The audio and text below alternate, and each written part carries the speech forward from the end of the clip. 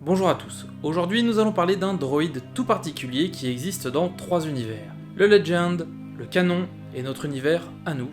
Il s'agit de R2-KT. Et pour parler de ce droïde tout particulier, je suis accompagné de Side Maul, Absolute, Captain Tabouret et l'Instant Star Wars.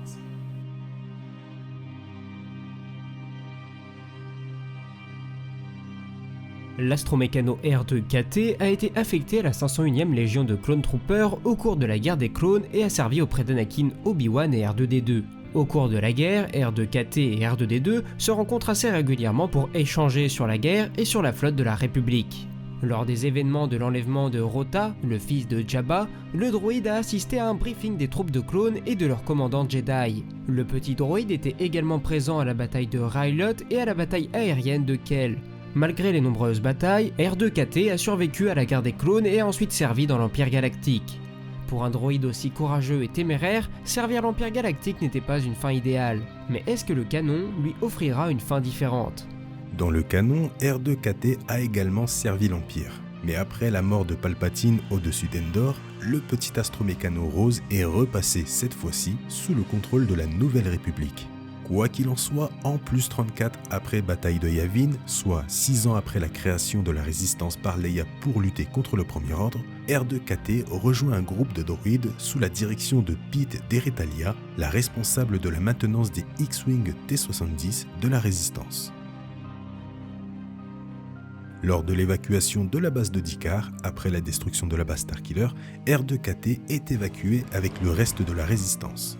Et même si ce n'est pas dit officiellement, R2-KT n'est pas présente lors de la bataille de Crète. On peut donc en conclure qu'elle a été détruite, soit lors de la destruction du hangar des chasseurs, soit à bord des 2 croiseurs de la Résistance, ou encore à bord d'une des navettes d'évacuation. S'il n'est pas rare qu'un personnage de l'univers légende intègre le nouveau canon officiel, il est beaucoup moins courant qu'un personnage, littéralement créé de toutes pièces par les fans, soit repris par Lucasfilm et transposé à l'écran. C'est pourtant ce qui est arrivé à R2-KT, dont voici l'histoire réelle. Albin Johnson est un fan de Star Wars, un gros fan, et il aime se costumer.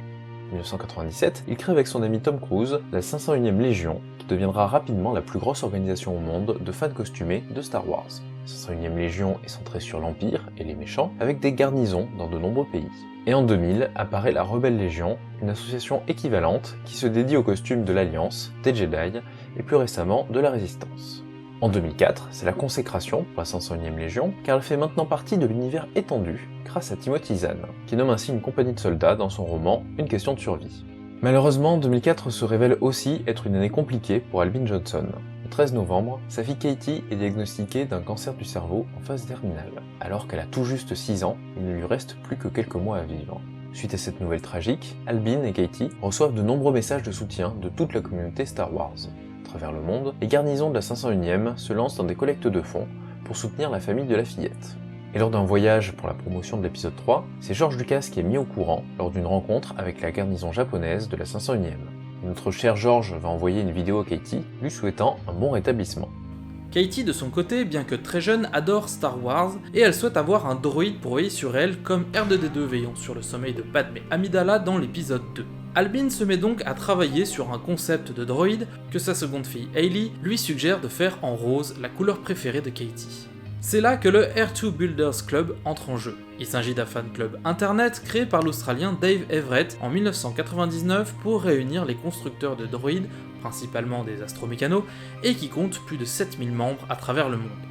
En 2005, les R2 Builders se mobilisent donc pour aider Albin à créer une réplique rose de R2-D2. Jerry Green, membre éminent de la communauté des Builders, suggère de construire le robot tout en aluminium et demande à Albin la permission de l'assembler lui-même. Après tout, construire un droïde astromécano prend généralement plusieurs années et Albin n'y connaît rien. Jerry est donc un atout de poids dans cette course contre la montre. Malheureusement, ils doivent vite se rendre à l'évidence que réunir les pièces et assembler le droïde prendra beaucoup trop de temps, et malheureusement Katie ne dispose pas de ce temps-là. La situation semble vouée à l'échec, mais c'est sans compter la compassion sans limite de certains êtres humains. Le R2 Builders Andy Schwartz décide alors de peindre sa propre unité R2 en rose et de l'expédier sans délai à Albin.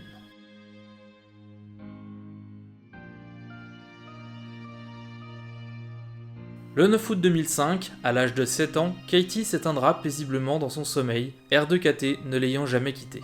Ce serait donc la fin pour notre courageux petit droïde. Depuis le début du projet, Après que Albin ait lancé l'idée, des dizaines de builders du monde entier ont collaboré à la création de R2KT, et le décès de Katie ne les a pas arrêtés pour autant. Pendant près d'1 an, des colis ont circulé sur toute la planète à destination de Jerry, qui assemblait chez lui les pièces fabriquées par des dizaines de builders. Car si ce projet prend du temps, c'est qu'il n'y a pas de fabricant officiel de pièces, et que tout est fait avec les moyens du bord. Durant l'été 2006, la construction de R2KT est achevée, et Jerry va lui-même faire la route de Rhode Island jusqu'à Hunt Valley, à 600 km de là. Lors de la convention annuelle Star Trek de Baltimore, Jerry présente officiellement à la famille Johnson l'achèvement de leur rêve. Une unité D2 rose, parfaitement fonctionnelle. Témoignage physique de la compassion de milliers de fans à travers le monde. Depuis longtemps, avec la 501e Légion, Albin participe à des actions caritatives. Et c'est donc tout naturellement que R2KT participe à son tour pour honorer la mémoire de Katie. Participant à de nombreux événements Star Wars, le petit droïde gagne en notoriété. En 2007, c'est le géant Hasbro qui, à l'occasion des 30 ans de Star Wars, vient frapper à la porte et propose d'éditer des figurines de R2KT dont la vente irait au bénéfice d'associations caritatives. Ainsi, c'est plus de 100 000 $ qui seront reversés à l'association Make-A-Wish. En 2008, R2KT apparaît dans le film The Clone Wars grâce à Dave Filoni, qui avait été également touché par cette histoire. Le droïde rose apparaîtra plus tard dans 2 épisodes de la série en faisant partie de la D-Squad, un groupe de 4 droïdes astromécanos très actifs durant la guerre des clones. La petite particularité, c'est que ce n'est pas R2KT qui fait partie de la D-Squad, mais QTKT, le droïde d'Ayla Secura. En 2009 et 2014, R2KT est présentée comme la petite amie de R2D2 dans les films Lego. En 2015, elle est présente dans Le Réveil de la Force à plusieurs reprises à l'arrière-plan.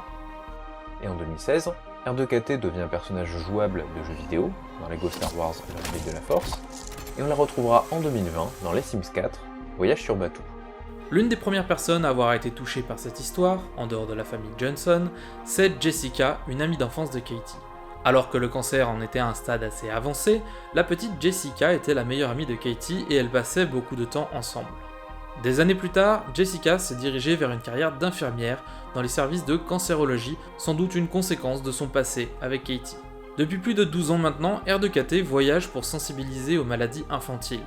Elle a su se faire une place non seulement dans le cœur des fans, mais également dans celui des auteurs. En témoignent ses nombreuses apparitions ou références à travers de nombreuses œuvres, que ce soit des encyclopédies, des bandes dessinées, des films ou encore des jeux vidéo. Cette histoire est maintenant terminée, j'espère qu'elle vous a plu, j'espère que vous avez été aussi touchés que moi quand j'ai découvert cette histoire pour la première fois, si vous ne connaissiez pas cette histoire. C'était une histoire que j'avais vraiment envie de vous raconter parce que elle m'avait vraiment ému quand je l'ai découvert il y a quelques mois, quelques années, et je voulais vous la faire partager. Je trouvais que Noël c'était une bonne période pour parler de cette histoire, comme quoi des centaines de milliers de fans à travers le monde peuvent se rassembler pour une cause commune.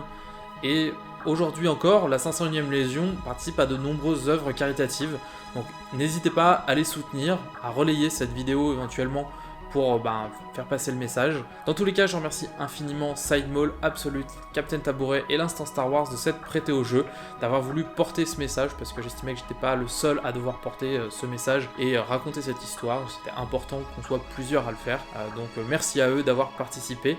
Et quant à moi, je vous donne rendez-vous très bientôt pour une prochaine vidéo. Ciao!